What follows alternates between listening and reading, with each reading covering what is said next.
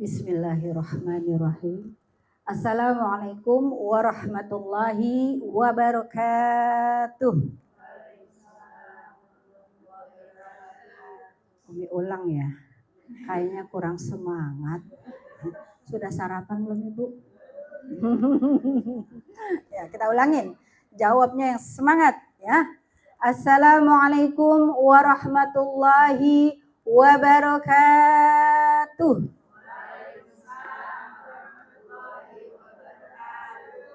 Alhamdulillah.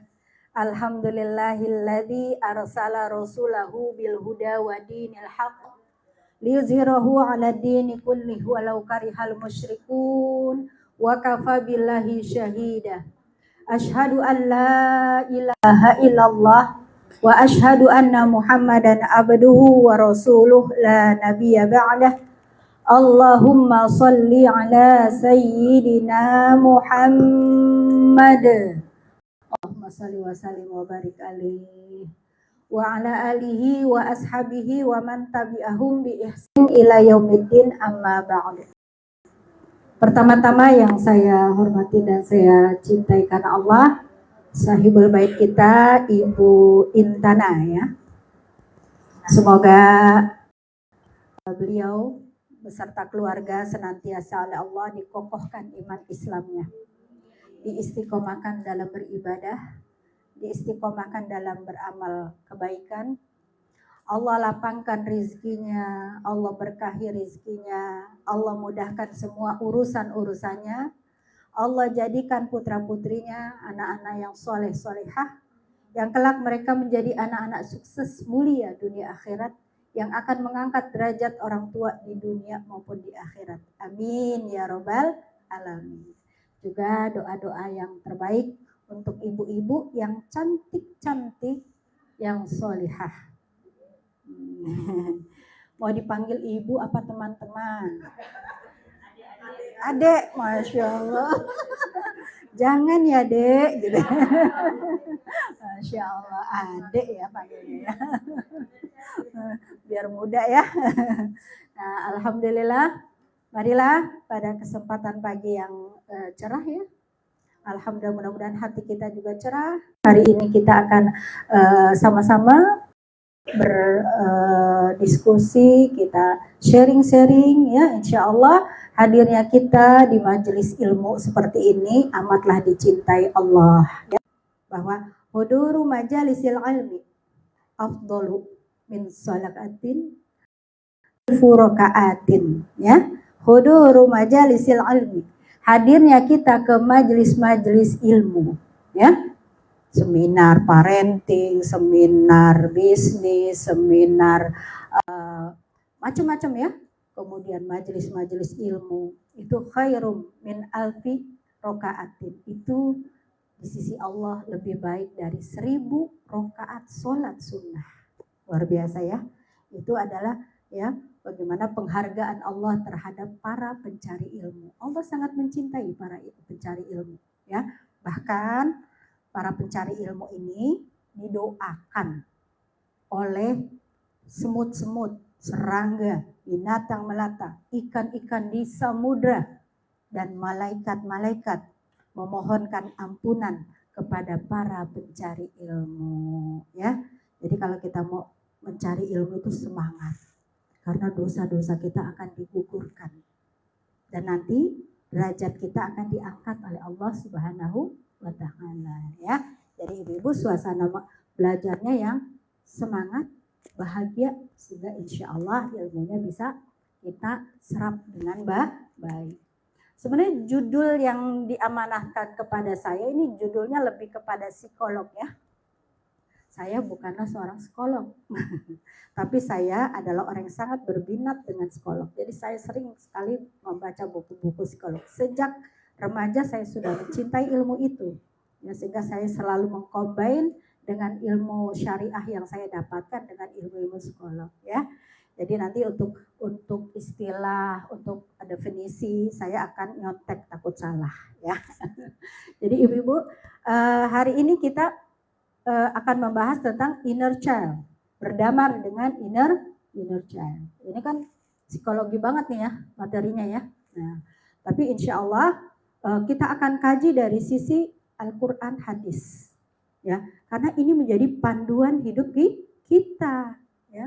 Jadi insya Allah Allah tidak pernah, ya, tidak pernah membahas satupun, ya, hal-hal yang tidak ada di dalam Al-Quran. Insya Allah semua ada solusinya dalam agama kita, ya, termasuk dalam urusan inner child ini, ya. Nah, ibu-ibu yang dirahmati Allah, adik-adik yang cantik-cantik, yang salihah, adik-adik, kakak mau. Saya berasa memang benar nih, saya paling tua di sini, ya. Saya sudah lolita, lolos 50 tahun. Usia saya sudah 53 tahun, ya. Jadi lihat teman-teman nih, ya Allah, masih Mahmud Abbas. Mamah muda, anak baru satu. Anak baru satu. Ya, Masya Allah. Ya, kita masuk ke definisi dulu. Apa sih inner child? Apa sih gitu, ya? Nah, sekarang ini, ya, ilmu-ilmu kan berkembang, ya Bu, ya. Bukan hanya ilmu teknologi yang berkembang, semua ilmu berkembang, ya. Semua ilmu berkembang. Karena ilmu itu bersifat dinamis gitu, ya. Salah satunya sekarang adalah berkembang masalah kesehatan mental. Dulu kita nggak kenal nih istilah-istilah seperti ini, ya. Tapi sekarang kok ada istilah seperti ini gitu, ya. Macam-macam sekarang istilah, ya, dalam ilmu-ilmu kesehatan mental. Nah, kalau inner child itu apa sih? Pertama, definisi inner child dari beberapa pakar. Yang pertama, bahwa inner child adalah sisi kepribadian seseorang. Sisi kepribadian seseorang, ya, kita ini, ya, yang terbentuk dari pengalaman masa kecil, ya. Jadi sisi kepribadian seseorang yang terbentuk dari pengalaman masa kecil, gitu. Jadi ada juga yang mendefinisikan inner child itu adalah sosok anak kecil, ya, sosok anak kecil yang melekat dalam diri orang dewasa. Nah, jadi kebayang, ya, bahwa diri kita sekarang ini dewasa, kemudian dalam tubuh kita ini ada sosok anak kecil, ya, sosok anak kecil dalam diri kita yang kadang-kadang itu keluar, ya, mungkin ada pemicu kemudian keluar, kemudian itu membentuk, ya, kepribadian kita, atau jadi membuat respon kita, kok responnya lebay gitu, kok responnya baper, kok responnya ini. Nah, itu boleh jadi adalah inner child yang muncul, ya. Nah, jadi inner child itu berarti pengalaman-pengalaman saat kita kecil, ya, dan yang paling berpengaruh sebenarnya, ya, usianya sebenarnya kapan mulainya itu? Mulainya bahkan sejak kandungan.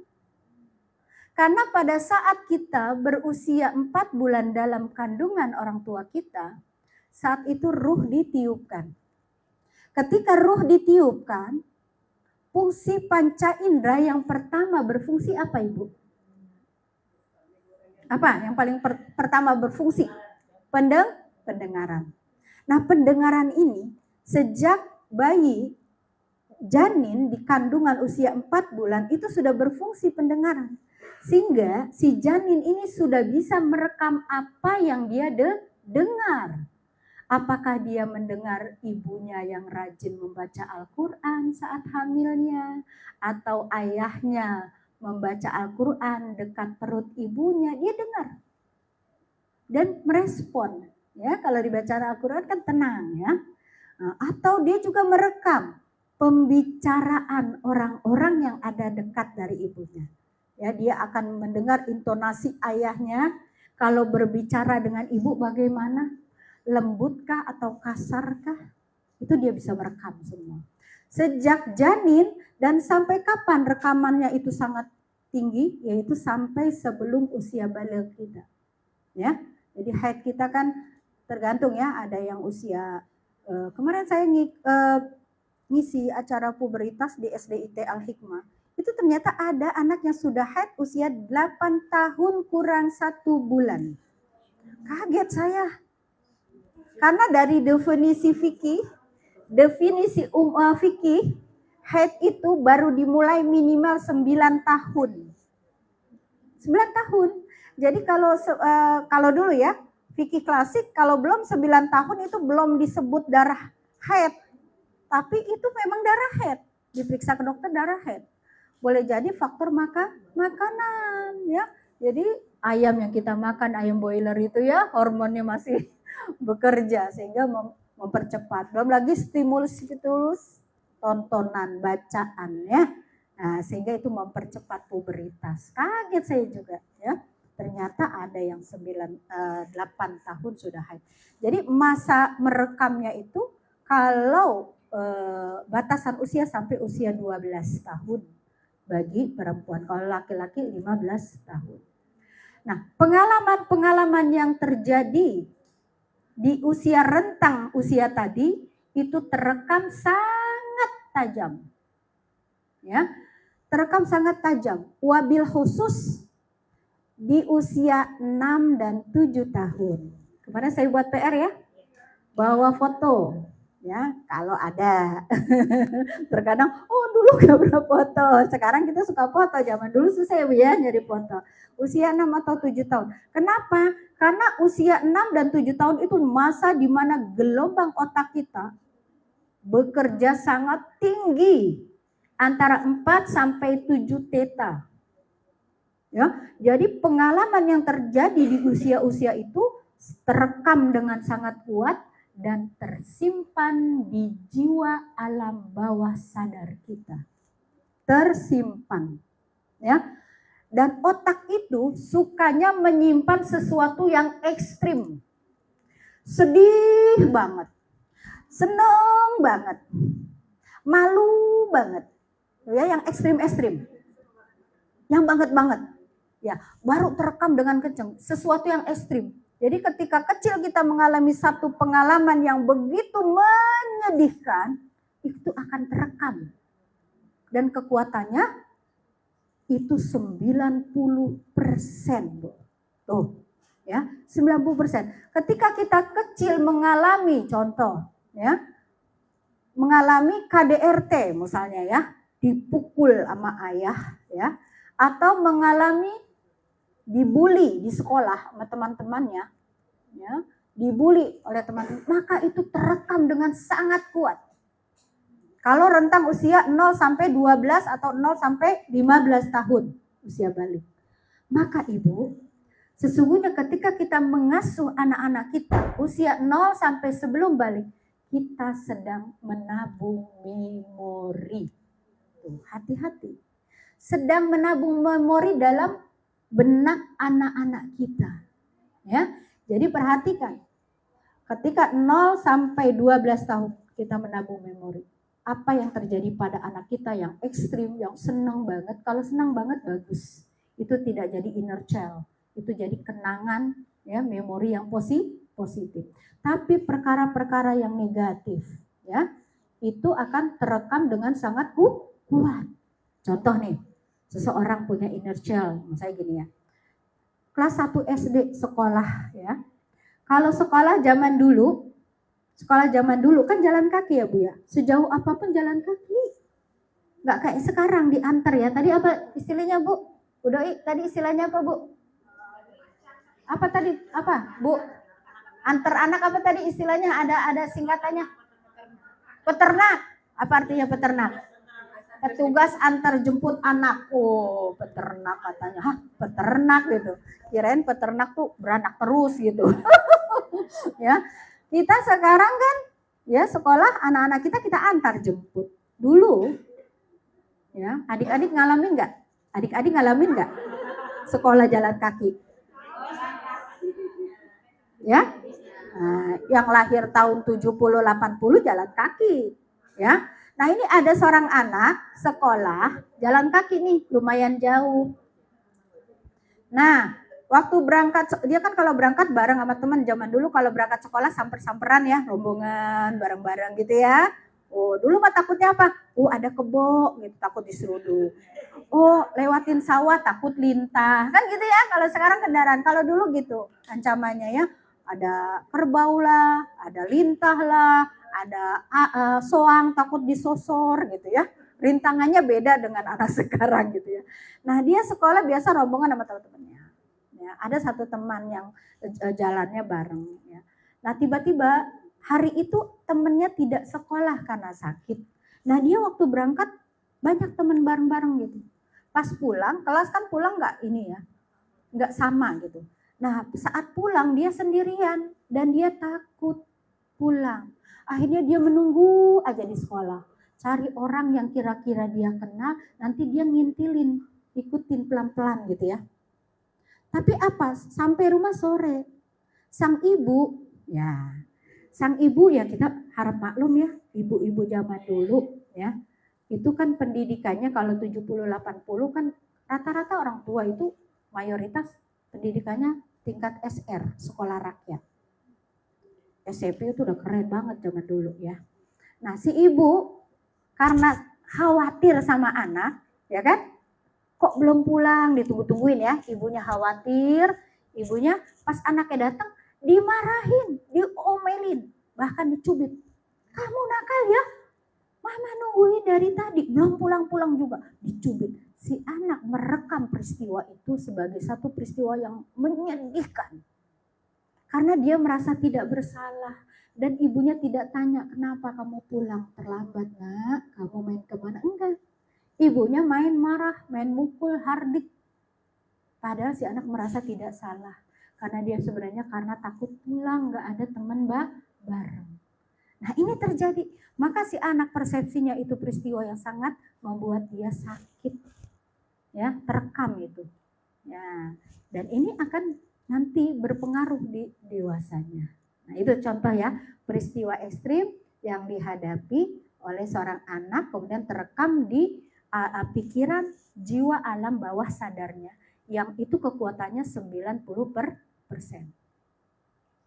Ya, sedangkan hari ini apa yang kita pikirkan sadar dengan alam sadar kita itu hanya 10%. Jadi fenomena jiwa sadar dan tidak sadar itu seperti fenomena gunung es. Yang nampak di permukaan itu sedikit aja, 10%-nya, sementara di bawah lautan itu 90%. Ya. Jadi itu yang disebut dengan inner child. Ya, peristiwa-peristiwa, makanya bisa diartikan luka batin masa pengasuhan. Luka batin masa pengasuhan. Terbentuk dari apa tuh? Faktor-faktor pembentuk inner child itu apa? Pertama, pola asuh. Ya. Tapi ketika kita memahami ini, jangan sampai kemudian dengan mengatasnamakan aku kan punya inner child gitu, sebagai tameng. Aku kan begini karena aku punya inner child gitu ya. Sehingga jadi tameng. Padahal sesungguhnya bukan faktor inner child, faktor ketidakmampuan kita meregulasi emosi kita, ya. Banyak ibu ya, maksudnya kurang sabar gitu. Ini karena aku inner childku, gitu. Jadi aku nggak bisa sabar. Padahal ketidakmampuan kita meregulasi, memanage emosi kita. Jadi jangan dibuat sebagai tameng, ya. Tapi kita butuh mengenali inner child kita masing-masing, ya. Jadi pola asuh orang tua, ya. Ada pola asuh orang tua, sekarang ada istilah juga toxic parenting. Jadi yang toxic bukan orang tuanya ya, parentingnya, cara mengasuh anaknya. Pasti setiap orang tua itu berniat baik, ya pasti setiap orang tua itu pasti sayang anak, tapi keterbatasan ilmu, ya zaman dulu bayangkan orang tua dulu nggak kayak kita sekarang, alhamdulillah sudah ada ilmu parenting, ya kemudian dari pendidikan kita juga jauh lebih tinggi sehingga nalar logika kita bisa main gitu ya. Nah sehingga ketika kita mempelajari bahwa inner child kita itu misalnya didapatkan dari pola asuh, jangan sampai itu kemudian meninggalkan kebencian.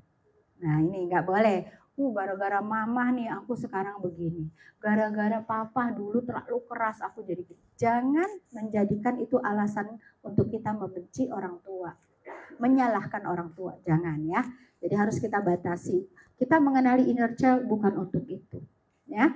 Jadi ketika misalnya pola asuh yang tadi, beberapa pola asuh yang toksik, ya.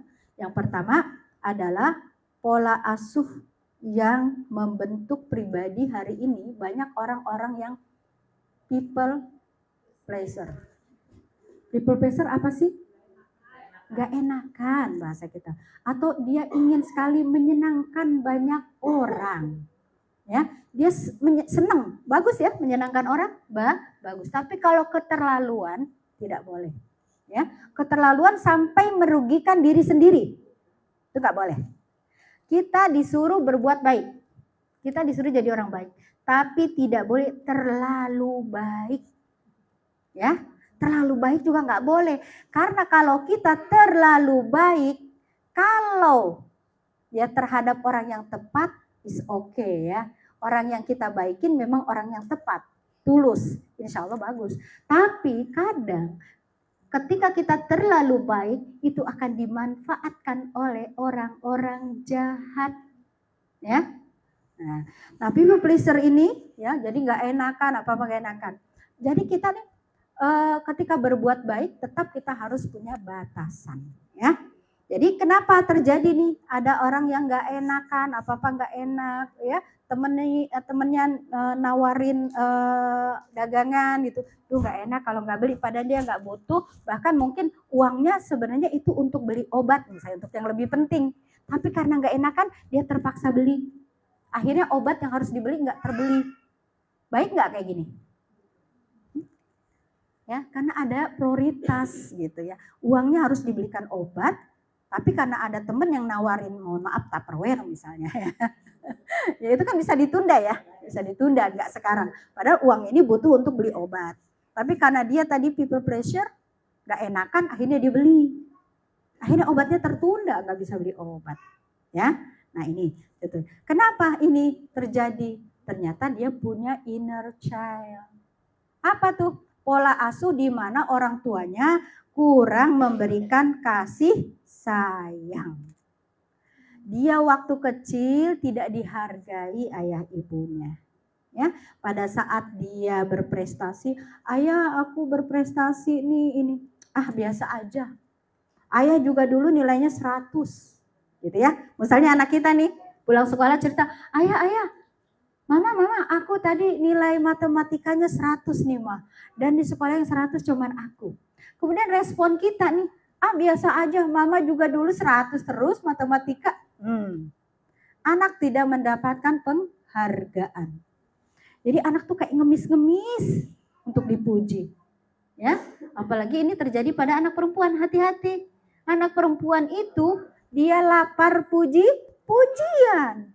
Kalau itu tidak didapatkan dari ayahnya, saudara laki-lakinya, hati-hati. Bahaya sekali pada saat dia memasuki usia remaja, kemudian sudah ada laki-laki yang naksir, tertarik sama dia, kemudian memuji, ih kamu cantik, kamu ini, langsung kelepek. Inilah yang menjadikan kasus anak remaja putih banyak yang menyerahkan keperawanannya kepada pacarnya. Nauzubillah min dzalik, karena telinganya lapar pujian, dia tidak banyak dapat pujian dari ayahnya, dari ibunya, dari saudara-saudaranya, ya. Nah, dia sehingga ketika dewasanya luka batinnya itu yang membutuhkan cinta, membutuhkan kasih sayang, membutuhkan penghargaan, itu membentuk kepribadian saat dewasa. Dia ingin menyenangi semua orang. Karena seperti melihat dirinya yang dulu mengemis-ngemis perhatian, mengemis-ngemis pujian dari ayah ibunya, tapi tidak dapat. Sehingga ketika dewasa dia akan memaksakan diri nyenengin orang meskipun itu membahayakan dirinya. Ya, ini ya. Kemudian karena apa? Karena tanpa sadar dia ingin diterima, ingin disenangi teman-temannya, ingin diapresiasi, ya. Sehingga untuk mendapatkan itu ia berperilaku menyenangkan orang lain. Mohon maaf, ada orang yang sampai membeli pertemanan. Bagaimana tuh membeli pertemanan? Dia nggak punya teman, orang-orang nggak suka bermain. Akhirnya dia, aku mau bikin ini, mau traktir bakso, yuk teman-teman mau traktir bakso. Akhirnya makan bakso. Dan dia sering gitu traktir orang. Karena dia dengan mentraktir itu dia mendapatkan perhatian. Makasih ya Jang, makasih ya traktirannya gitu. Akhirnya dia merasa dihargai, merasa dicintai. Padahal untuk traktir itu dia berhutang. Nah ini nih people pleaser kayak gini. Dia ingin menyenangkan orang tapi merugikan diri sendiri. Ya ada istilah lilin menerangi lingkungan tapi dia hancur dirinya gitu. Ini people pleaser. Nah itu terbentuk karena tadi anak-anak yang kurang cinta, kurang penghargaan, kurang apresiasi, pujian. Nah, serem ya Bu ya? Nah, kemudian ada juga orang-orang dewasa yang kemudian hidupnya itu tertutup, sangat tertutup. Ada pernah menemukan orang seperti itu? Ya tertutup sekali.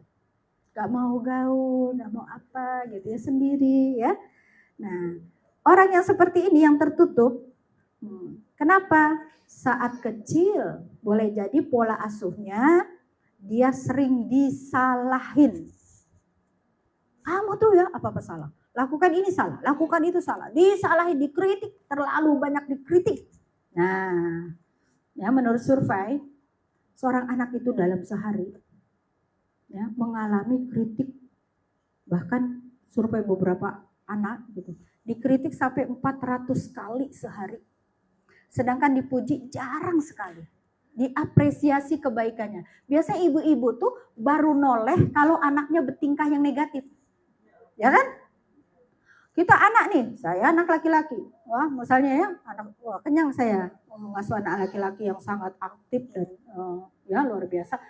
Biasanya sang ibu lagi sibuk masak, dia baru noleh kalau anaknya buka pintu, tutup pintu, jebret.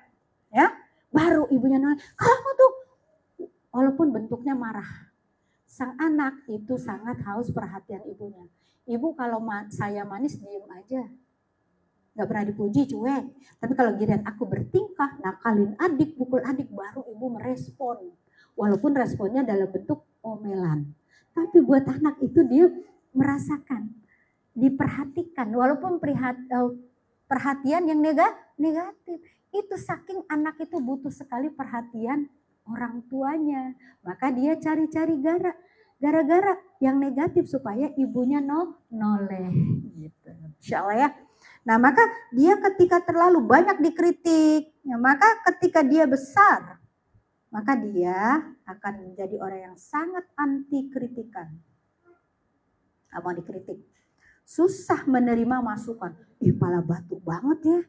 Susah banget dikasih masukan. Ya. Kemudian susah juga percaya sama orang. Bawaannya curigaan. Susah percaya sama orang.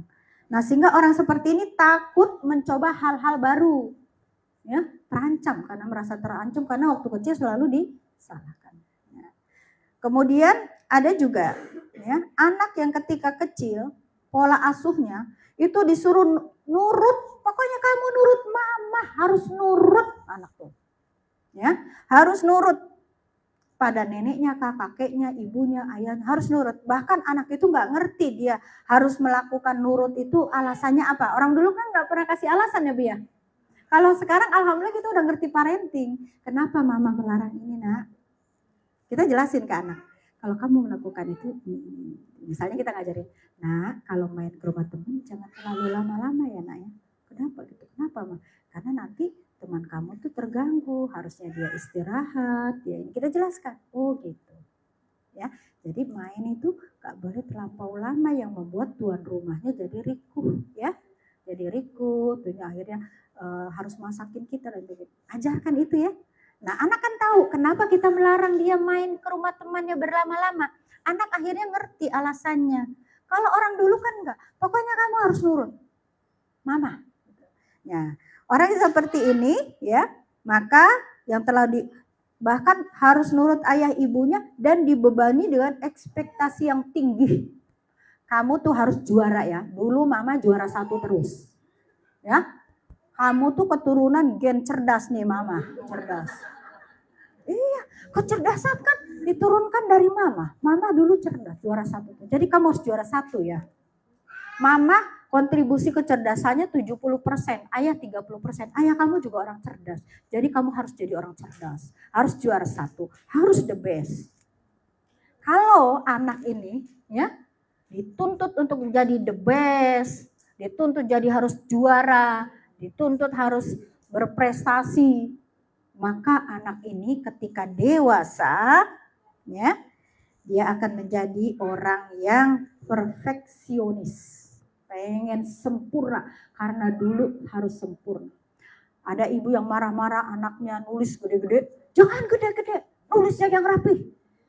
Padahal anak TK koordinasi tangannya belum sempurna, belum halus, motorik halusnya belum sempurna, tapi dituntut sama ibu nulisnya kecil-kecil.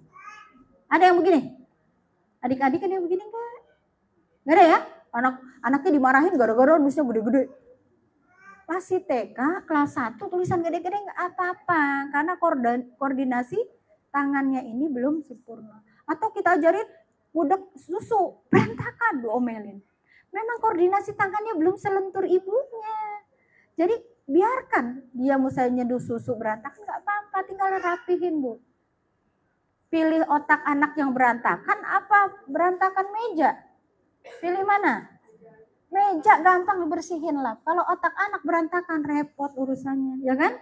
Nah, jadi anak-anak yang tumbuh menjadi orang perfeksionis, pengen sempurna, pengen juara, dia itu bahayanya ketika dia mengalami kegagalan, misalnya tidak juara 1, dia akan merasa sangat bersalah.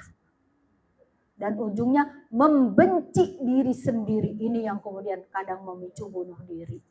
Nauzubillah min.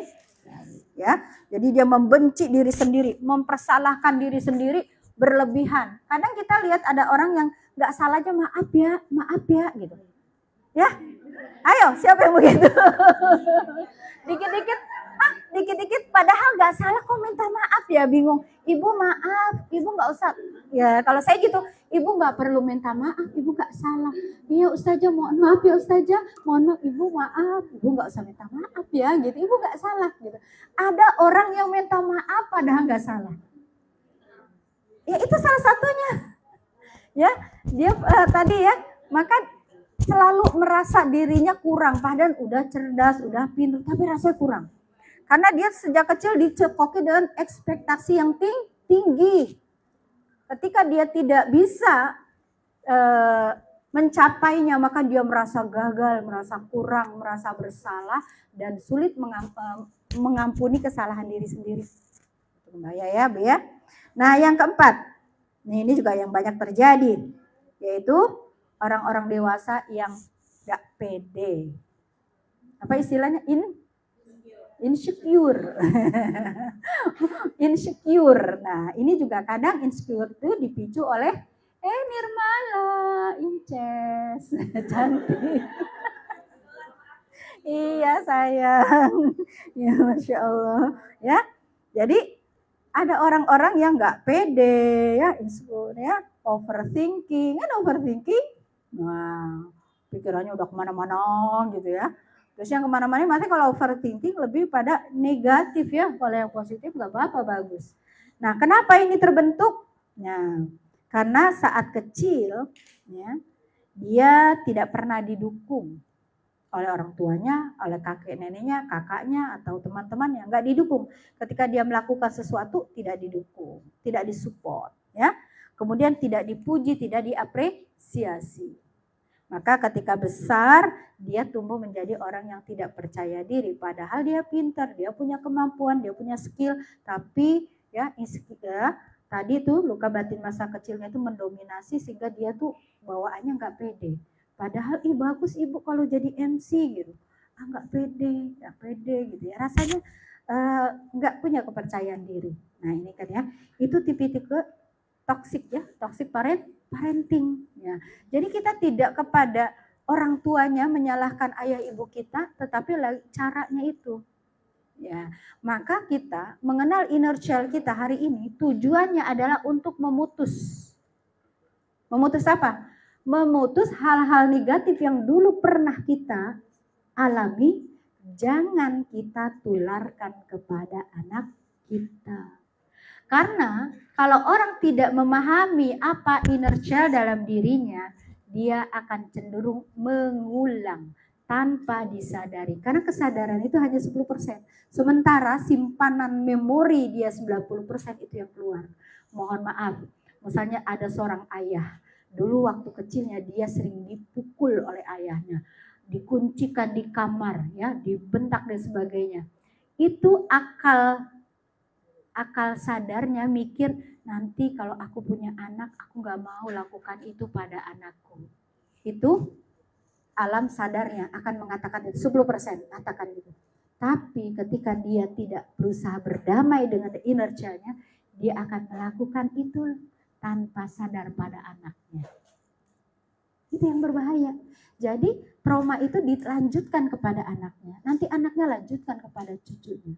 Maka alhamdulillah hari ini kita ya bisa belajar tentang kesehatan mental dan kita bertekad untuk memutuskan. Cukup mama yang merasakan itu. Ya, jangan kita ulang pada anak-anak kita. Tuh, luar biasanya kalau kita bisa mengenali inner child kita. Ya, seperti itu. Kemudian interaksi dengan orang-orang sekeliling itu juga berkontribusi untuk membuat luka batin pengasuhan. Apakah guru yang pernah ngebully, ya, ataukah kakek neneknya, gitu, ayah ibunya, mohon maaf, ayah ibunya kerja, ya, sibuk, kemudian dengan nenek. Nenek itu tidak didesain untuk mengasuh, ya, apalagi yang diasuh cucu yang lagi lasak-lasaknya. Masya Allah nenek encok ngejar-ngejar. Nah ya, jadi jangan ya Bu ya. Jangan ya Dek ya. Jadi kalau kita bekerja, ya kita konsekuensinya harus kita cari asisten rumah tangga atau babysitter. Nenek hanya mengawasi. Bukan neneknya yang nyebokin, neneknya yang mandiin, neneknya yang suapin. Gak boleh. Nenek tugasnya sudah selesai. Gak boleh. Ini bentuk kedurhakaan yang tanpa disadari loh. Ya, kedurhakaan pada orang tua yang tanpa kita sadari. Nah, ya, seperti itu. Jadi, ya, boleh jadi yang menghadirkan luka batin masa kecil kita lingkungan. Ya, teman, guru, ya siapapun yang pernah berinteraksi dengan kita di waktu kecil. Ya. Ya, kemudian juga inner child itu terbentuk dari apa? Terbentuk dari peristiwa-peristiwa ekstrim. Apakah bentuknya kematian orang yang kita cintai itu tertanam, ya, ya tertanam. Kematian yang misalnya dramatis kayak tabrakan, ya. Kemudian dia menyaksikan itu peristiwa itu tertanam di benaknya. Atau peristiwa perceraian, apalagi kalau perceraiannya tidak baik-baik saja. Perceraian diawali dengan berantem, saling menjelekkan, bahaya, anak merekam itu, ya. Atau tidak bercerai tapi pola komunikasi ayah dan ibu, pola komunikasinya adalah kayak orang berantem, ngegas, ya, saling menjatuhkan, na'udzubillah, dan itu terekam dalam benak anak, ya, sehingga nanti pas dewasanya rekaman-rekaman negatif itu tanpa sadar muncul. Misalnya kita akal sadar kita bahwa seorang ibu itu harus mendidik anak dengan sabar, dengan kata-kata yang lembut, ya kan gitu ya. Yang sabar, kata-kata yang baik. Itu alam sadar kita gitu. Oh, saya harus jadi ibu yang sabar. Itu ya. Tapi inner child-nya dulu kecil dia diperlakukan dengan cara yang kasar, dipukul dan sebagainya. Maka dia tanpa sadar tuh yang 90%-nya itu yang kemudian membentuk respon. Ada pemicu anak nakal dikit, pukul, omelin, bentak. Dia nggak sadar. Makanya banyak ibu-ibu setelah ngomelin anak, setelah mukul anak, dia nangis, sedih. Kok saya tadi lepas kontrol gitu ya. Kok sampai mukul anak, sampai jewer anak, baru sadar. Sebenarnya itulah respon dari inner child-nya yang belum berdamai. Ya kan? Ngerinya seperti itu ya. Jadi kenapa kita belajar ini? Ya. Jadi inner child penting untuk kita kenali, ya. Kita kenali, kemudian setelah kenal, nah inner child kita apa sih? Nah, masing-masing kita punya inner child. Ya, jangankan kita, kalau kita berbicara tentang inner child, Ya, di Al-Quran pun juga ada bercerita tentang para nabi juga. Kalau dibilang inner child, nabi juga mengalami inner child. Ya, nah, contoh kita ambil contoh Nabi Ibrahim. Nabi Ibrahim alaihissalam, bapaknya Azar itu adalah pemahat patung. Ya, pemahat patung. Nah, setelah patungnya itu dipahat selesai, Nabi Ibrahim disuruh menjajakan. Sementara nggak suka Nabi, karena Nabi Ibrahim itu logikanya udah masuk. Masa sih Tuhan ayahku yang bikin dipahat jadi patung, kemudian udah jadi aku suruh menjajakan Tuhan, Tuhan, Tuhan gitu ya kan? Berhala kan? Nabi Ibrahim itu melakukan itu karena dipaksa sama ayahnya, jualkan, ayo kamu keliling, jual ini. Nabi Ibrahim melakukan itu dengan keterpaksaan. Dan logika dia tuh nggak masuk sama apa yang dilakukan ayahnya. Akhirnya pada satu kesempatan Nabi Ibrahim ketika bawa patung berhala itu, terus sama Nabi Ibrahim saking keselnya dibuang tuh berhala ke comberan, kalau sekarang selokan gitu ya. Dibuang. Terusnya kata Nabi Ibrahim, patung, kalau kamu Tuhan, kamu bangun sendiri. Kalau kamu aja nggak bisa bangun sendiri, bagaimana kamu menolong hamba-hambamu? Gitu. Kata Nabi Ibrahim. Kamu aja nggak bisa menolong sendiri, nyungsep di comberan, nggak bisa bangun kan? Itu Nabi Ibrahim begitu. Sehingga Nabi Ibrahim sering ya lari, ngumpet ke hutan untuk menghindari ayahnya. Nah, disitulah prosesnya Nabi Ibrahim lewat proses kontemplasi sehingga dewasanya kemudian turun wahyu. Kan gitu ya? Nah, jadi Nabi Ibrahim kalau melihat inner child itu inner child. Tapi kan ternyata itu tidak menjadi karakter yang negatif pada masa dewasanya. Justru menjadi orang soleh, menjadi tokoh ya yang dikenal sementara zaman. Jadi Nabi Ibrahim itu udah menjadi tokoh yang dikenal di Mesir, di Palestina, di negara. Padahal dulu belum ada teknologi canggih. Tapi Nabi Ibrahim terkenal sampai ke Mesir, sampai ke Palestina, sampai belahan negeri-negeri lain gitu ya. Ketokohan beliau sebagai nabi. Itu Nabi Ibrahim. Kita lihat lagi inner child-nya Nabi Yusuf. Ya, yang menorehkan luka batin adalah saudara-saudaranya. Karena merasa Nabi Ibrahim paling ganteng sehingga disayang sama ayahnya. Ya, ayah nggak adil, lebih sayang sama Yusuf sama Bunyamin gitu ya. Akhirnya si kakaknya itu bersiasat, bagaimana nih supaya ayah kita tuh berpaling ya kecintaannya sama kita. Jangan Nabi Yusuf aja sama Bunyamin. Akhirnya ya mereka kemudian bersiasat untuk awalnya sih mau membunuh ya. Tapi jangan dibunuh deh gitu. Kita inikan saja, ceburin ke sumur. Coba peristiwa itu kan saat kecil. Kalau dibilang inner child gak nih? Inner child lah gitu ya. Tapi kemudian dengan seperti itu Nabi Yusuf justru tampil menjadi seorang pemimpin bendahara negeri Mesir gitu ya. Nah, atau kita lihat baginda Rasul. Waduh, kalau bilang inner child-nya banyak nih Rasul ya. Bayangkan sejak dalam kandungan 2 bulan sudah jadi yatim. Ya. Kemudian setelah dari yatim, pengasuhan ibunya tidak bisa mengeluarkan air susu, kemudian dia harus disusukan kepada wanita-wanita yang tinggal di desa Halimatus Sa'diyah. Kan gitu ya? Sampai usia 5 tahun. Nah, selesai dikembalikan ke ibunya baru sebentar bersama ibu. Kemudian nama ibunya diajak ziarah ke makam ayahnya. Pulang dari sana ibunya demam, sakit, meninggal di kota Abwa. Bayangkan. Kemudian pola asuhnya berpindah-pindah. Bayangkan. Berpindah kepada kakeknya. Dari kakek ke paman. Coba bayangkan. Kalau itu jadi inner child, tentu Rasulullah akan mengalami sebagaimana hal-hal negatif yang terjadi pada anak yatim. Tapi berkat Allah, ya, wa wajadaka dhalan fahada. Allah menemukan Rasul dulu dalam kondisi bingung ya. Tapi Allah memberi petunjuk. Kemudian Nabi dalam kondisi kekurangan, Allah cukupkan. Nabi dalam kondisi yatim, tapi Allah hadirkan orang-orang yang mengasuhnya dengan cinta. Ya.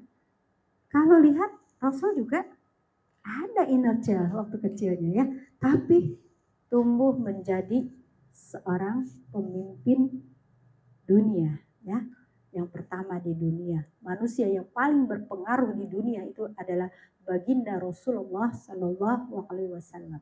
Itu ditulis oleh seorang Islamolog ya, Michael Hart ya, bahwa ada 100 tokoh dunia sangat berpengaruh. Yang pertama baginda Rasulullah SAW, yang kedua Isaac Newton, yang ketiga baru Yesus, Isa Al-Masih, gitu ya. Nah, artinya dengan basic inner child juga, tapi justru tampil menjadi pemimpin yang luar biasa. Maka penting kita mengenali inner child kita. Setelah kenal, fase selanjutnya adalah kita memaafkan. Nah ini, sering orang konsultasi ke saya, dia sudah mengenali inner child-nya, tapi kok belum juga satu yang dilewatkan, ibu belum memaafkan ayah yang telah menorehkan luka batin. Jadi setelah kita tahu, bukan kita benci sama ayah kita, benci ibu kita, benci guru kita, benci teman yang mengebuli kita, tapi tidak memaafkan. Sudah zuhur. Iya, cepat ya waktunya. Karena kita akan memahaminya dikit-dikit biar ini ya Bu ya. Karena kalau terlalu cepat nanti gak bisa. Gimana nih, kita lanjut atau? Lanjut ya. Kita dengarkan dulu azannya yang ini ya, yang kita dengar ya. Karena nanti bersaut-sautan. Kita dengar satu yang ini ya.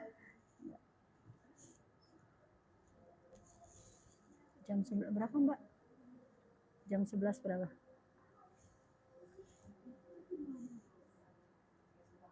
Empat dua.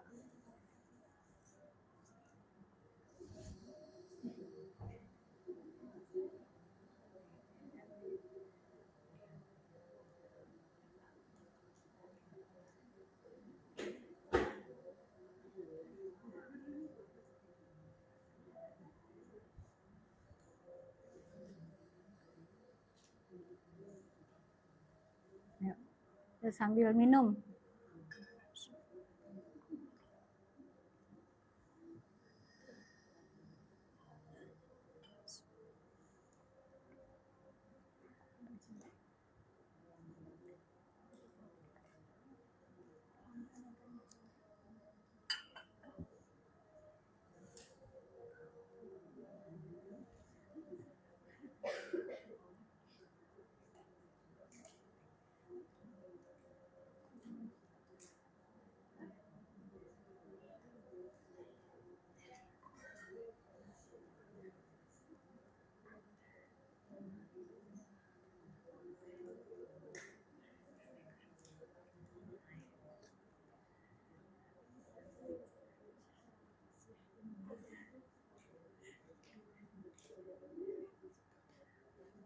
Sudah?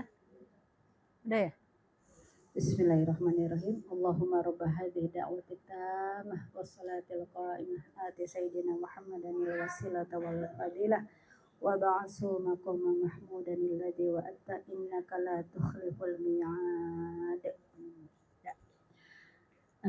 Adik-adik. Tuh kan kalau adik-adik ceria. Ibu-ibu aja. Ya. Kita lanjutkan ya, tadi tiga faktor ya yang membentuk inner child. Yang pertama pola asuh. Yang kedua interaksi kita dengan orang-orang sekeliling kita. Yang ketiga adalah peristiwa-peristiwa ekstrim yang terjadi dalam hidup kita di saat usia kecil kita dan itu mengendap ada di alam bawah sadar kita. Ya, nah kemudian kita cek nih, ya. Coba cek. Nanti ibu tulis inner child saya apa ya. Yang pertama tanda-tanda inner child kamu terluka. Apa tandanya? Ya nanti aku yang ini ternyata ya. Aku yang ini. Yang satu pertama tanda kalau kita memiliki inner child. Pasti kita semua punya Bu inner child. Karena tidak ada orang tua yang sempurna. Gitu. Dan tidak ada hidup yang sempurna. Boleh jadi orang tua kita bagus ternyata lingkungan sekolahan, teman-teman, atau ada peristiwa traumatis gitu. Jadi kita semua pasti punya inner child. Nah, sekarang kita coba ya lihat inner child saya yang mana ya. Yang pertama, kita itu memiliki inner child kalau kita merasa bersalah. Kalau membela diri, kita dipersalahkan sama orang, kita dituduh salah. Padahal kita yakin kita nggak salah. Kemudian kita diam aja. Nggak berusaha mengklarifikasi, nggak berusaha, udah diemin aja. Harusnya kita membela diri kita. Ketika kita tidak punya keberanian membela, tidak punya keberanian untuk mengatakan, oh maaf saya nggak salah, saya begini. Ya, udah sabar aja. Ya, berarti kita punya inner child. Jadi kalau kita dipersalahkan orang dan kita merasa kita benar, kita lakukan, bela. Ya, jangan mau dipersalahkan. Setidaknya kita mengklarifikasi. Mohon maaf ya, Ibu salah tangkap. Saya begini, maksud saya begini. Jelaskan dengan baik-baik, tidak perlu marah. Kalau kita komunikasi dengan ngegas, marah, maka yang ditangkap apanya, Bu? Marahnya. Maka kenapa kalau pada saat kita marah lebih baik diam. Cooling down dulu, diam dulu. Sampai reda marah kita, baru kita maaf, saya mau jelasin yang tadi. Setelah reda, baru kita bicara baik. Dari hati ke hati. Sampai akhirnya pesan kita nyampe. Kalau kita tadi menyampaikannya dengan cara marah, yang ditangkap oleh mitra bicara kita adalah kemarahannya. Siap ya? Jadi hari ini kalau ada di antara kita yang dipersalahkan, ini kemudian kita nggak berani membela diri kita, berarti ada inner child dalam diri kita. Ya, karena itu harusnya kita bisa membela diri. Itu. Yang kedua, kalau kamu merasa bertanggung jawab atas perasaan orang lain. Perasaan orang lain tanggung jawab kita bukan? Enggak. Kita tuh sering salah kaprah. Yang dijaga bukan perasaan orang, tapi yang dijaga mulut kita, bicaranya yang baik, jangan nyakitin orang, itu Bu. Kalau jaga perasaan sendiri aja udah repot, sudah jaga-jagain perasaan orang, gimana? Susah. Apalagi kalau orangnya itu adalah orang yang overthinking, atau orang yang seuzonan. Kita ngomong baik aja, dia nangkapnya negatif, terus kita sudah jagain gitu perasaan dia. Capek deh. Capek deh. Jadi dalam hidup kita tidak perlu bertanggung jawab sama perasaan orang. Dia benci, dia kesel. Kalau memang bukan kita pemicunya, nggak usah kita merasa bertanggung jawab sampai kita minta maaf. Padahal bukan kita loh. Misalnya penyebabnya ya, kecuali penyebabnya kita. Memang kita bersalah minta maaf. Tapi kalau bukan, kok ada orang gini. Misalnya ibu ketemu teman, kok dia cemberut bete. Ibu buat overthinking, kenapa ya? Dia, aku salahnya apa ya? Kok dia cemberut ya? Begitu. Wah, akhirnya bingung. Kayaknya bertanggung jawab atas kebahagiaan seseorang tuh. Tidak perlu kita bertanggung jawab pada orang, dia harus bahagia. Nah ini ya. Jadi kadang kita itu salah fokus dalam hidup. Ya. Jadi kita ingin menyenangkan orang, punya orang harus bahagia. Enggak. Jadi dalam hidup ini fokus 4 aja Bu.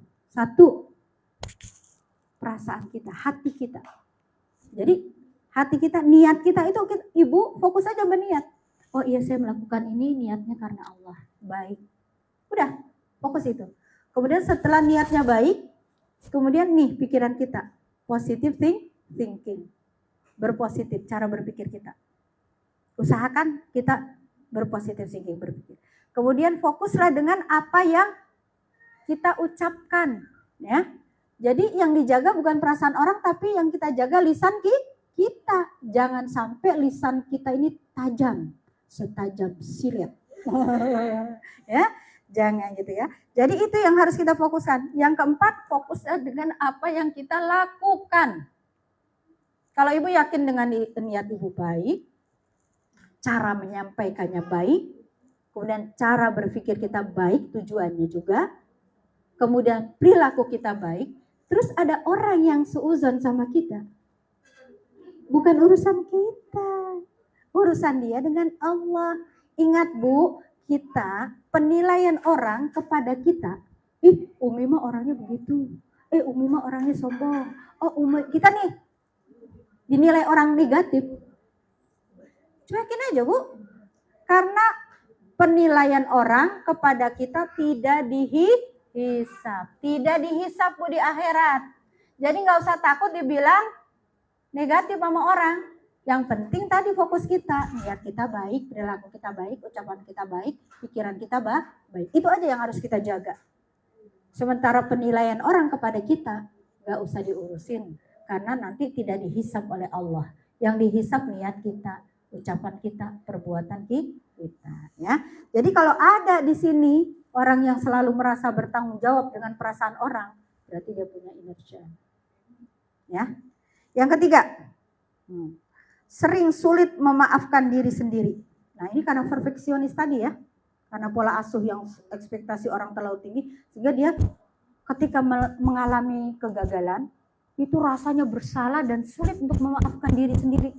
Bahaya Bu, kalau kita tuh sulit untuk memaafkan diri sendiri.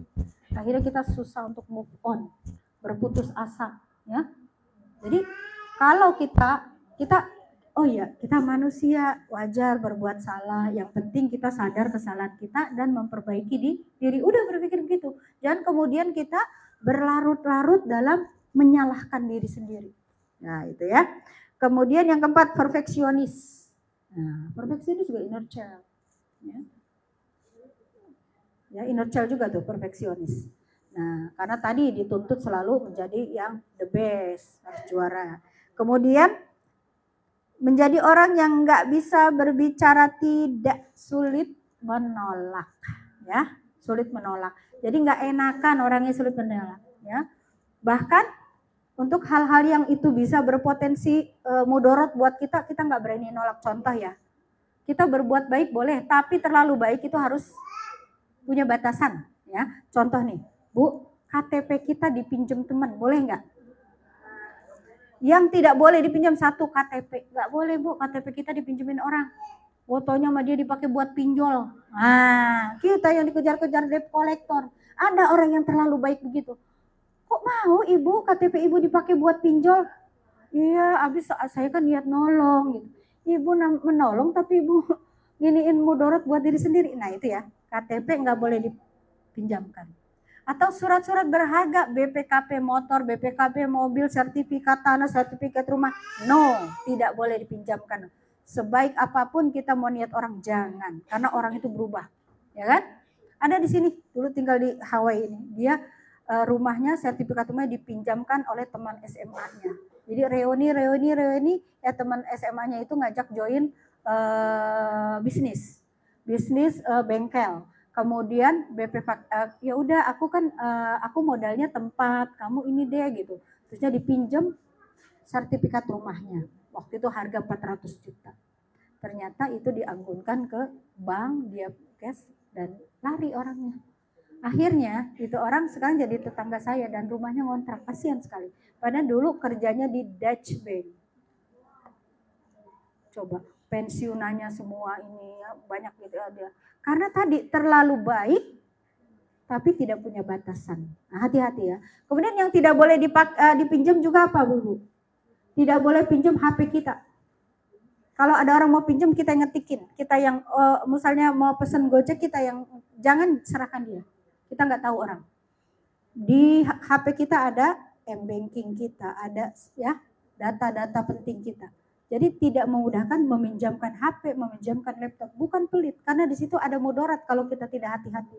Tiba-tiba bus, bankingnya hilang. Ya, uang, tabungan, ratusan juta hilang. Hanya gara hal sepele dia pinjamkan HP. Nah, itu ya. Jadi artinya kita harus berani bilang no, maaf.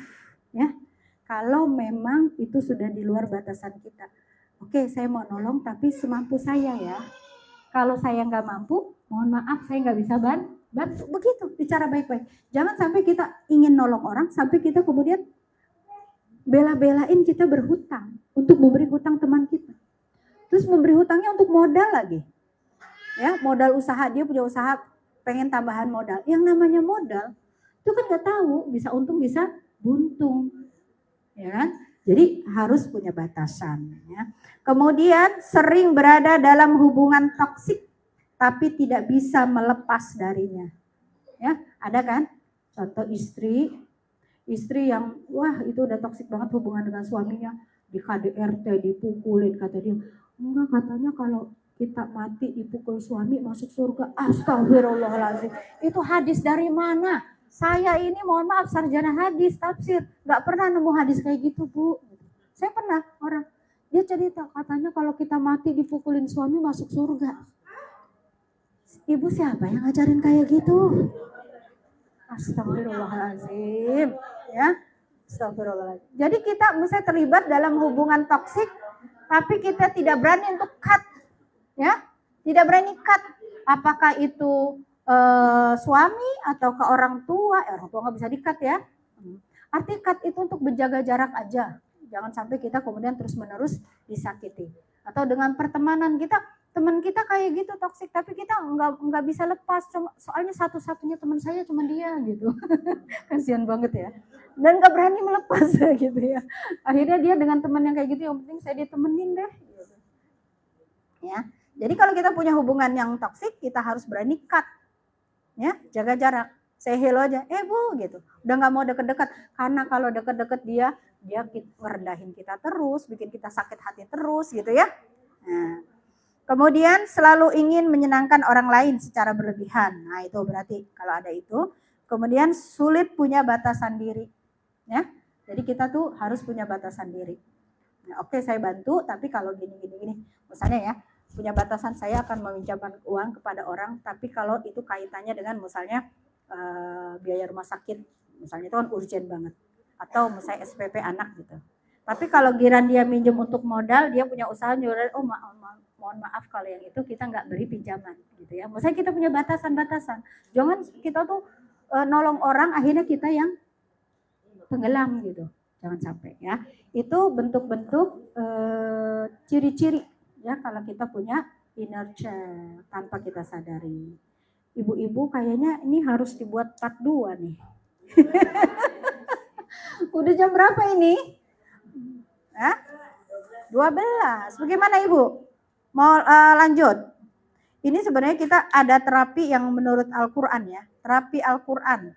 Ya, dan terapi yang psikolog ya. Psikolog tuh yang kemarin saya suruh pakai foto. Ya, pakai self healing. Itu banyak ya. Nah, kalau di Al-Quran pertama inner child itu harus kita terima, Bu. Ya, kita terima, ikhlasi, kita terima. Dan maafkan orang-orang yang pernah menggoreskan luka batin dalam diri kita. Maafkan, apakah ayah kita, ibu, maafkan. Maka kalau kita sudah memaafkan, nanti lapang dada kita. Kalau dada kita sudah lapang, sudah tidak menyimpan dendam, tidak menyimpan kebencian, tidak menyimpan kekesalan dan sebagainya, lapang dada itu menjadi sumber dari kemudahan-kemudahan. Ya, jadi makanya Rabbis rohli sodri. Ya Allah, lapangkan dadaku. Setelah lapang dada, sudah mengikhlaskan, sudah memaafkan, sudah menerima. Kemudian apa? Setelah lapang dada, wa yassirli amri. Maka mudahkanlah urusanku. Jadi urusan-urusan itu mudah diawali dari lapang dada. Lapang dada dulu, baru urusan akan dimudahkan oleh Allah. Sama inner child ini kita kenali, ya. Kemudian kita akui, jangan kita abaikan. Oh enggak, saya nggak mau, itu masa lalu. Kita nggak mau mengabaikan keberadaan dia. Oh itu semakin diabaikan, semakin membesar dia, semakin mendominasi. Jadi akui kalau kita punya inner child. Akui, terima, kemudian ikhlaskan dan maafkan orang-orang yang pernah menggoreskan luka. Nah, kemudian ikuti panduan Al-Quran dan hadis. Bagaimana sih? Al-Quran dan hadis. Al-Quran itu ya diartikan seperti air hujan. Air jernih hujan yang turun ke bumi. Bumi itu dilayakkan hati kita. Tanah itu ada yang tandus, ada yang subur. Kalau tanah subur disiram air, maka membuat tanah itu jadi subur. Kemudian air yang menyerap di tanah yang bagus itu menjadi cadangan air. Tuh. Ya. Tapi kalau air hujan itu jatuhnya ke tanah yang tandus atau tanah liat, maka tanah liat yang kena hujan itu malah bikin tanahnya jadi licin. Orang lewat bisa kepleset. Airnya tidak nyerap karena dia tanah liat, ya kan? Tanah gersang juga begitu. Jadi hati kita tuh seperti tanah itu. Dan air hujan itu adalah Al-Quran.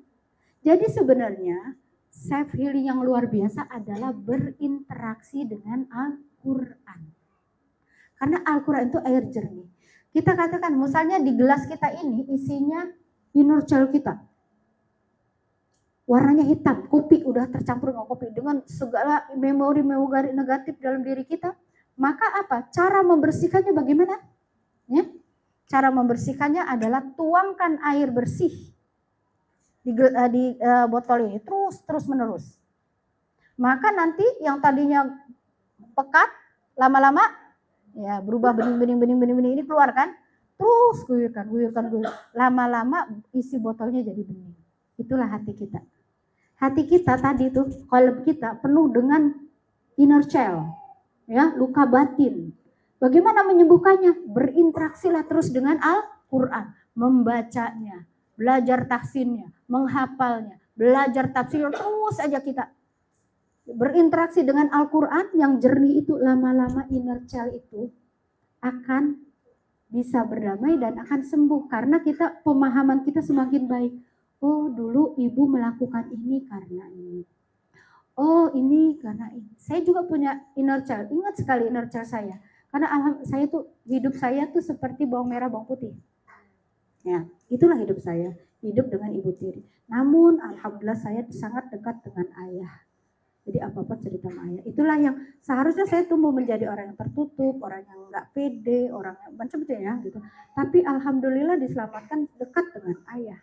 Tapi ada satu kata ayah yang membuat saya luka saat kecil ya, karena saya belum paham. Kalau sekarang udah gak luka karena sudah paham. Ayah dengan 8 anak plus ponakan ikut 2, jadi 10. Satu rumah itu 12 orang. Dan ayah saya kerja di Seknek ya, di Seknek dengan gaji yang ya gaji segitu ya, pas-pasan. Orang dulu kan rata-rata menengah ke bawah ya kehidupannya. Jadi waktu itu saya ingat sekali, saya dengan tidak sekolah, dengan tidak punya buku paket, saya tetap bisa juara. Dan saya ingin ada reward dong dari ayah gitu. Saya bilang gini, ya Ida juara gitu. Padahal Ida nggak punya buku paket. Jadi kalau ada PR ke temen gitu ya, gitu ya. Saya saat itu mengharapkan ada apresiasi dari ayah saya. Tapi mungkin ayah saya kan mungkin berpikirnya saat itu makan dan bayar sekolah aja udah pontang-panting gitu ya. Saya waktu itu bilang begini, ayah Ida mau jalan-jalan. Mau piknik, kalau zaman dulu ya mau piknik ya gitu. Namun ada kata-kata ayah yang saat itu menggoreskan. Kata ayah saya gitu, piknik? Emang kamu tuh anak jenderal apa? Tok, saya tuh sedih banget. Bahwa seakan-akan yang berhak untuk piknik jalan-jalan itu anak jenderal. Ya, itu luka batin saya. Tapi saya berdamai dengan luka batin, akhirnya justru luka batin itu menjadi booster buat saya. Hari ini saya alhamdulillah jalan-jalan Indonesia, luar negeri. Setiap saya, kenapa saya juga heran, setiap saya ke negeri yang baru, saya selalu bilang gini, Bapak, Ida bukan anak jenderal Pak, tapi Ida udah ke Jepang. Nangis saya nggak sadar kalau itu inner child. Jadi setiap saya ke negara baru, ke Turki, Pak, Ida bukan anak jenderal Pak, tapi Ida udah bisa jalan-jalan ke Turki. Nangis saya. Ternyata inner child saya dulu. Tapi saya jadikan booster. Dulu saya nggak bisa jalan-jalan, saya sekarang harus banyak. Ya alhamdulillah sudah jalan-jalan ke 6 negara. Itu inner child yang kemudian ketika kita bisa memanagenya, itu menjadi booster buat hidup kita, bisa lebih bahagia, bisa lebih sukses, bisa lebih bermanfaat. Kalau kita bisa mengelola inner child kita. Banyak kisah orang-orang yang memiliki inner child, kemudian tumbuh menjadi orang hebat. Contohnya CR, siapa CR? Cristiano Ronaldo. Saya kenal banget jalan hidupnya karena itu idola anak-anak saya. Anak saya kan laki-laki. Jadi saya kepo dong kehidupan CR itu, ya, karena anak saya mengidolakan. Ternyata hidupnya luar biasa. Miskin. Dibully oleh teman-temannya karena kemiskinannya. Dibully oleh gurunya. Akhirnya dia gak sekolah. Jadi penyapu jalanan. Ya, ibunya asisten rumah tangga. Ayahnya pemabuk berat. Kadang ayahnya jatuh di jalan karena mabuk. Coba inner child-nya luar biasa. Untuk bisa beli sepatu pertama dia ketika dia ikut klub bola, ibunya harus jadi pembantu mengumpulkan duit. Akhirnya kebeli sepatu pertama dia. Makanya sekarang kenapa CR sangat sayang sama ibunya. Kemanapun ibunya ikut dan hidup dalam satu rumah. Itu salah satu orang yang kita doakan supaya mendapat hidayah. Karena dia baik banget ya. Kalau menyumbang Palestina luar biasa. Dia baik. Dan itu orang yang mampu mengelola inner child-nya menjadi booster yang membuat dia menjadi orang yang sukses. Kita menginginkan itu, Bu. Bahwa inner child jangan jadi hambatan, justru jadi booster. Kalau kita bisa mengelolanya, ya Bu ya. Itu. Ya, jadi yang terakhir berdoa, ini versi Islam ya. Kita tidak pakai versi psikolog dulu deh. Ya. Jadi versi Islam, ada doa yang diajarkan oleh Rasulullah SAW. Saya bisa mengartikan ini doa untuk berdamai dengan inner child. Pernah dengar nggak doa ini? Bismillahirrahmanirrahim. Allahumma ati nafsi taqwaha wa zakkiha anta khairu man zakkaha anta waliyuha wa maulaha. Saya ulang ya, nanti saya kirim ke Feni ya. Allahumma ati nafsi taqwaha. Ya Allah, berikanlah ketakwaan pada jiwaku. Ya, Allahumma ati taqwa. Ya Allah, berikanlah jiwaku ketakwaan. Ya, wa zakkiha anta khairu man zakkaha. Dan sucikanlah jiwaku, bersihkan jiwaku ya dari inner child, dari ya pengalaman-pengalaman negatif. Wa zakkiha anta khairu man zakkaha. Dan sucikanlah jiwaku karena sesungguhnya engkau sebaik-baiknya yang mensucikan jiwa. Ya. Anta waliyuha wa maulaha. Karena engkau sesungguhnya pelindung jiwaku dan pemilik jiwaku. Masya Allah, ini doa relate banget ya. Ya, jadi kalau kita muncul di inner child, baca doa ini. Allah ya, coba ikuti ya. Allahumma ati taqwa ati nafsi taqwaha wa zakkiha anta khairu man zakkaha anta waliyuha wa maulaha. Insyaallah nanti saya share ya doanya. Itu ya, ini versi Islam ya. Jadi cara berdamai dengan inner child tadi. Terus aja kita berinteraksi dengan nilai-nilai Al-Quran, nilai-nilai agama. Maka nanti dengan atas izin Allah, hati kita yang kotor itu dibersihkan oleh nilai-nilai Islam. Akhirnya kita memiliki pemahaman yang benar, mindset yang benar. Tidak membenci, tapi oh kenapa ayah dulu begini, oh kenapa ibu dulu begini. Akhirnya kita memaklumi dan memaafkan. Kalau sudah ikhlas memaafkan, insya Allah kita sudah berdamai dengan inner child kita. Dan menjadikan justru inner child kita sebagai booster. Ya, itu saja dari saya. Mudah-mudahan bisa memberikan manfaat. Mohon maaf PR yang itu, yang PR fotonya, itu bisa nanti dipraktekkan di rumah. Ya, jadi baiknya prakteknya itu paling baik waktunya sebelum tidur. Karena waktu tidur itu kita mau muhasabah. Lihat foto itu, ya, foto itu lihat, kemudian baca ta'awudz. Karena kita takut pada saat kita menyelami, kan kita nih alam sadar, kita mau masuk ke alam bawah sadar. Maka ucapkan ta'awudz 3-4 kali. A'udzubillahi minasyaitonirrajim. Ya Allah, jagalah godaan setan dari depan, dari belakang. Makanya 4 kali, kanan, kiri. Kita bentengi, jangan sampai nanti ngerasuk ya kebencian sama ibu kita atau ayah kita ya. Jangan. Baca ta'awudz, setelah ta'awudz baca basmalah. Kemudian minta izin, ya Allah, izinkan hamba untuk berdialog dengan diri hamba di saat hamba kecil. Ya Allah, izinkan hamba berdialog dengan diri hamba sendiri di saat kecil. Nah, setelah itu minta izin, kemudian kita harus sadar nafas. Sadar nafas itu tarik nafas dengan kesadaran. Sebenarnya kan kita napas tuh di bawah alam bawah sadar kita. Kita napas kan nggak ada perintah kan, tarik gitu nggak ya? Nah, sesuatu yang di luar alam sadar kita, alam bawah sadar. Jadi otomatis aja, refleks aja kita bernapas. Nah, kita masuk ke sadar nafas. Tarik nafas. Tarik nafasnya 4 kali. Tarik lagi. Lewat hidung ya. Sambil menghadirkan, membayangkan foto, bahkan kita ingat foto baju kita saat kecil itu, peristiwa apa yang mengelilinginya, kita sadar. Tarik sampai 4 kali. Setelah ditarik, tapas 7 kali. Tahan di dada dan hembus ke lewat mulut. Gitu. Lagi begitu sampai kita masuk kepada gelombang yang alfa ya, kita yang udah tenang, udah tergambar tuh kita kecil nangis di pojokan gitu. Kadang gambarnya kayak gitu. Gambarannya kita waktu itu mojok nangis karena disakiti atau dibully, itu tergambar. Nah, setelah itu baru kita berdialog. Kalau saya berdialog manggil nama kecil saya Ida, ya. Assalamualaikum warahmatullahi. Nanti setelah kita berdialog, ya, kita beri, kita ucapkan kalau kita mencintai, aku mencintaimu, ya. Terima kasih ya sudah kuat selama ini, gitu ya. Nah, maafkan aku yang mengabaikan perasaanmu selama ini. Kayak kita berdialog sama diri kita kecil, ya, bahwa peristiwa itu terjadi bukan salah kamu, ya. Sampai nanti kita pamitan, berpelukan, kita bayangkan diri kita yang kecil, kita pelukan. Dan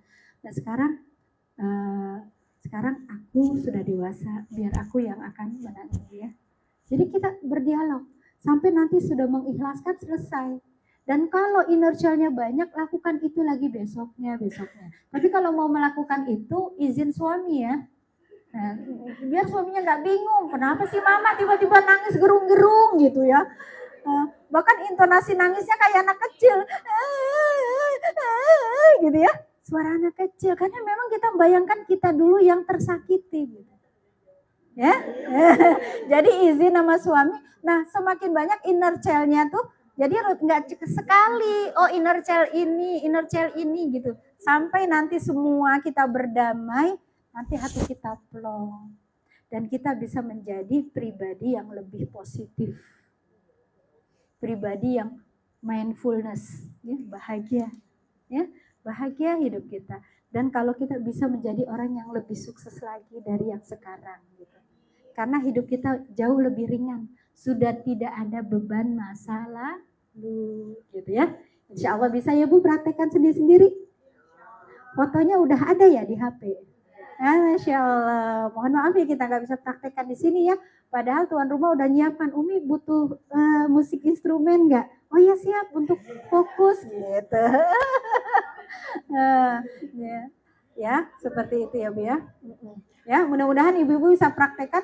Tapi yang sebenarnya paling ini yang saya rasakan, saya nggak pakai terapi itu, saya pakai terapi tadi, siram aja terus sama nilai-nilai Islam. Itu kotoran bersih sendiri, lama-lama bersih. Itu kalau saya ya pribadi nggak pas sekarang ketemu, oh sekarang pakai terapi gitu ya, self healing ya. Dulu saya menjalaninya ya udah aja berinteraksi dengan nilai Al-Qur'an. Ya, tanpa sadar yang jelek-jelek itu hilang dan kita memaknainya dengan yang positif gitu ya. Itu saja ibu-ibu, mohon maaf atas segala kekurangan dan khilafan. Apabila ada kesalahan itu datang dari saya pribadi, dan apabila ada kebenaran itu datangnya dari Allah Subhanahu wa taala. Mohon maaf, wabillahi taufiq wal hidayah. Wassalamualaikum warahmatullahi wabarakatuh. Waalaikumsalam warahmatullahi wabarakatuh. Jazakallahu khair Umi. Masya Allah, ternyata inner child itu memang nyata loh Umi. Bahkan saya tuh punya teman inner child-nya itu